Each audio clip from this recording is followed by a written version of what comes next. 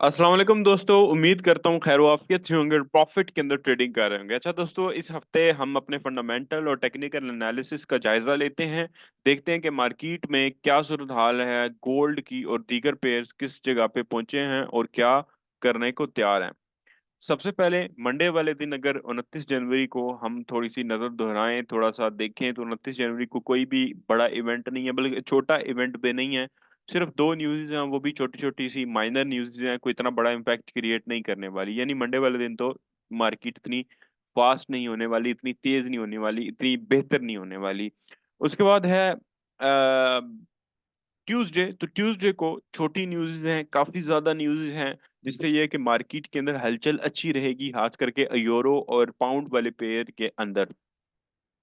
पूरा दिन गुजरने के बाद 8 बजे डॉलर की बड़ी इंपॉर्टेंट न्यूज़ है, सीबी कंज्यूमर कॉन्फिडेंस और जॉल्स जॉब्स ओपनिंग। अब सीबी कंज्यूमर कॉन्फिडेंस का जो डाटा है वो अच्छा हाईली पॉजिटिव है, जबकि जॉल्स जॉब्स ओपनिंग का जो डाटा है वो नेगेटिव है। दोनों न्यूज़ में से एक न्यूज़ को पॉजिटिव देखा जा सकता है, एक को नेगेटिव देखा जा सकता है। मेरे ख्याल में जॉब्स जॉब्स ओपनिंग का जो डाटा है वो भारी रह सकता है सीबी कंज्यूमर कॉन्फिडेंस के ऊपर। यानी ये न्यूज़ जो है वो बड़ी इम्पैक्ट करने वाली न्यूज़ है, हैवी इम्पैक्ट करने वाली न्यूज़ है, बड़ा इम्पैक्ट क्रिएट कर सकती है ये न्यूज़।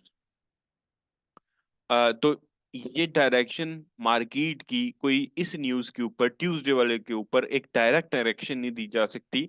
इसके ऊपर कहा जा सकता है कि डॉलर वीक भी हो सकता है और एक मिली जुली मूवमेंट भी आ सकती है, यानी दोनों तरफ न्यूज के टाइम के ऊपर।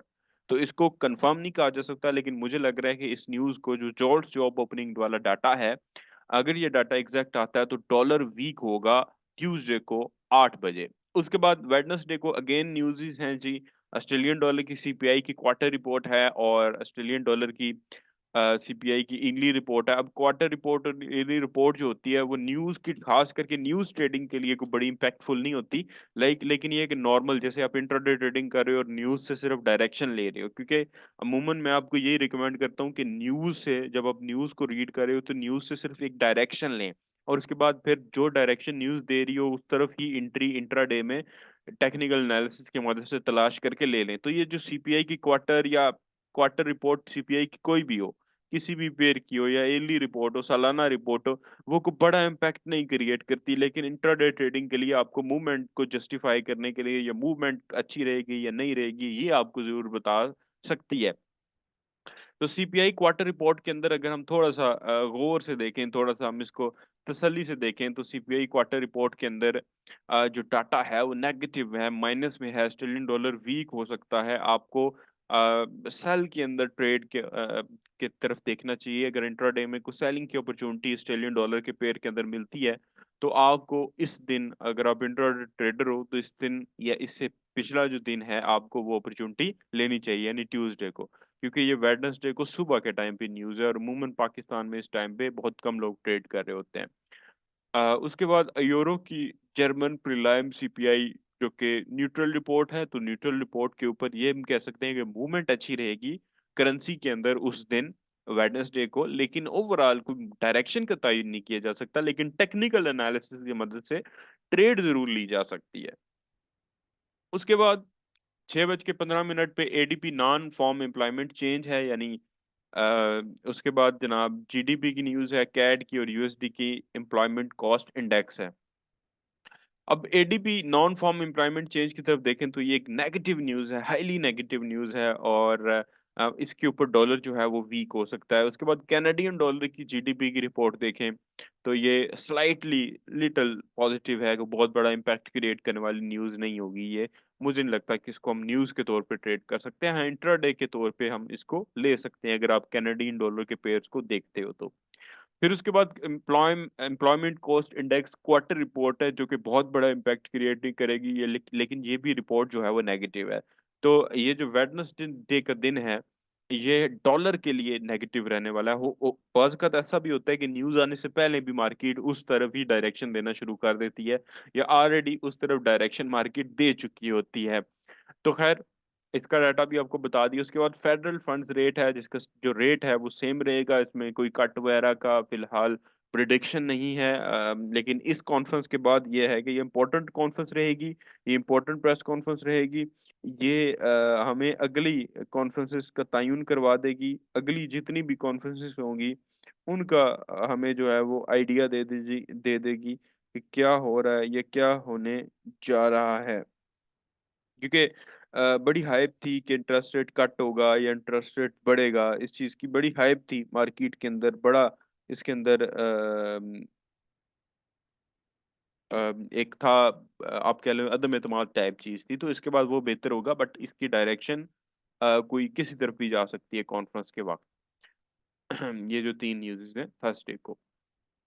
उसके बाद जीबीपी की bank of England monetary policy report आएगी, बैंक ऑफ पॉलिसी समरी आएगी, उसके बाद MPC official bank rate votes की होगी, और इंटरेस्ट रेट जो कि सेम रहेगा। इससे यह है कि मूवमेंट अच्छी रहेगी, लेकिन डायरेक्शन का तयन नहीं किया जा सकता कि क्या होगा, क्योंकि इंटरेस्ट रेट अगर सेम रहता है और इंटरेस्ट रेट अगर यही रहता है तो फिर तो एक बड़ा मूव जो है वो मुतवक्का नहीं होगा, नॉर्मल मार्केट जो चल रही है चलती रहेगी। अनएम्प्लॉयमेंट क्लेम्स के ऊपर बात करें जो कि 6:30 पे न्यूज़ है, तो 6:30 पे जो अनएम्प्लॉयमेंट क्लेम्स की न्यूज़ है वो नेगेटिव में है, इसका डाटा भी नेगेटिव के अंदर है, माइनस के अंदर है, पॉजिटिव डाटा नहीं है, डॉलर के अगेंस्ट ये डाटा है। उसके बाद यूएसडी की आईएसएम मैन्युफैक्चरिंग पीएमआई है, और मैन्युफैक्चरिंग पीएमआई में 47, 47 यार, ये 4 से 47 आ रही है, यानी कि जो मैन्युफैक्चरिंग सेक्टर है उसकी ग्रोथ के अंदर आप कह लो या पीएमआई के अंदर जो है वो थोड़ा नेगेटिव इम्पैक्ट है, यानी ये न्यूज़ भी माइनस के अंदर है, डॉलर के अगेंस्ट है।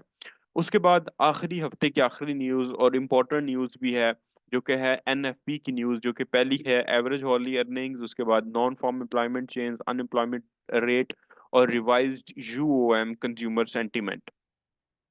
अब ये इम्पोर्टेंट है और वीक की आखिरी फंडामेंटल न्यूज़ है, ठीक है, इस वीक की आखिरी फंडामेंटल न्यूज़ है, लेकिन बड़ी इंपॉर्टेंट है।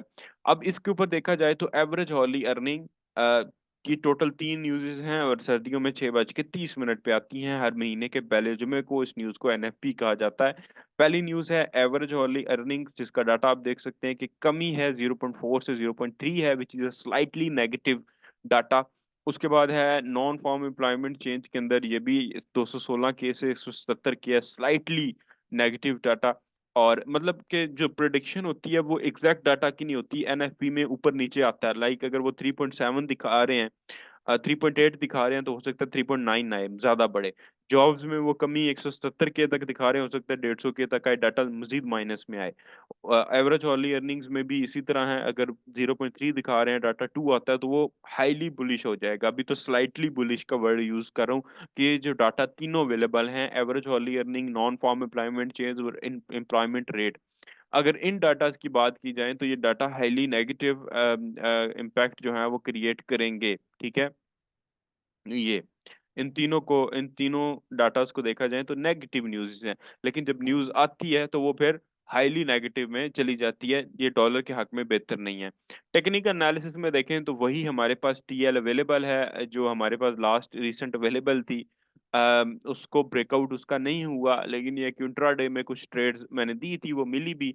और मैं इस ये जो एंगल ऊपर वाला टीएल वाला आ रहा है, H4 का जो एंगल आ रहा है, D1 में तो ये है कि एक एक सिचुएशन लग रही है कि सेल लॉन्ग टर्म जा सकता है, लेकिन क्योंकि लास्ट टाइम दिसंबर में उन्होंने रेट हाइक्स और रेट कट्स और इन चीज़ों के ऊपर बड़ी गुफ्तगू की थी, बड़ा इसको मौजूद बहस बनाया था, उस वजह से मार्केट में वो कॉन्फिडेंस नहीं आ रहा, लेकिन उम्मीद है कि इस एफओएमसी के बाद काफी हालात बेहतर हो जाएंगे। तो H4 के अंदर तो ये वाली जो टीएल आ रही है, ये जो चैनल हमने ड्रॉ किया हुआ है, ये वैलिड है। और इसका अगर बाय हम उसी सूरत में करेंगे, इस जगह पे जिधर से ये खड़ा है, अगर नीचे जाता है फिर तो ये है कि हम लोअर लो से एक शॉर्ट बाइंग कर सकते हैं, ठीक है। इस एरिया से हम एक शॉर्ट बाइंग कर सकते हैं, उससे उससे पहले तो नहीं कर सकते, इस एरिया से हम शॉर्ट बाइंग कर सकते हैं। ये एरिया 1985 के करीब करीब बनता है या 1988 के करीब करीब बनता है, लेकिन उससे पहले अगर हमें बाइंग करनी है तो वो हम इस टीएल के ऊपर ब्रेकआउट के ऊपर करेंगे। ये है H4 का डाटा। H1 जो है वो कोई खास सर्कमस्टांसेस नहीं दिखा रहा, लेकिन एक फ्लैग का स्ट्रक्चर जरूर दिखा रहा है। जो ऐसा लग रहा है कि डाउनवर्ड अगर ब्रेक करता है तो मार्केट में इंट्राडे के अंदर हमें एक डाउनवर्ड ट्रेड मिल जाएगी, और मार्केट साथ ही H4 का अपना स्विंग भी कंप्लीट कर लेगी। वो स्विंग कौन सा है? वो स्विंग ये वाला है कि अगर मार्केट नीचे की तरफ जाती है या नीचे ब्रेकआउट करती है डाउनवर्ड, तो एक तो H4 का ये जो स्विंग है, लोअर हाई लोअर लो, ये कंप्लीट हो सकता है। दूसरा H1 का जो फ्लैग है ये वाला, इसकी टीपी हो सकती है। तो फ्लैग ड्रॉ कर लें तमाम इंट्राडे ट्रेडर्स, उनको वीक के अंदर जो अभी एंट्री अवेलेबल है वो इसके इसके ब्रेकआउट के ऊपर, जो कि पॉसिबली फ्लैग का जो ब्रेकआउट होता है वो डाउनवर्ड ही होता है।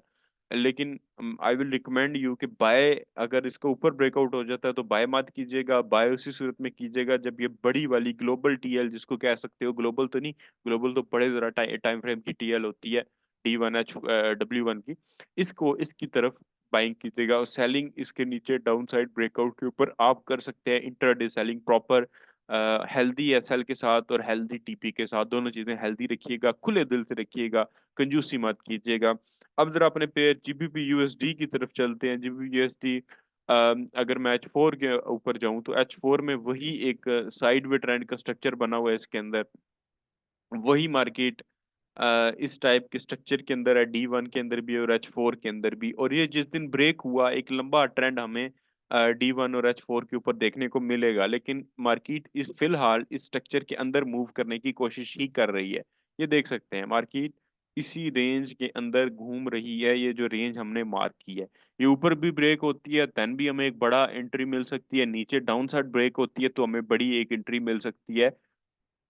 और रही बात H4 की, तो H4 में पहले भी ये कुछ देर के लिए इसके अंदर, इसी के अंदर कुछ देर के लिए एक चैनल का स्ट्रक्चर इसने बनाया था। उसके बाद ब्रेकआउट हुआ, फिर मार्केट बाय गई, और अभी हम देख रहे हैं कि फिर वही उस टाइप का जो स्ट्रक्चर है फिर हमें बनता हुआ नजर आ रहा है। तो अगर ये स्ट्रक्चर ब्रेक करता है तो आप एक शॉर्ट सेल कर सकते हैं।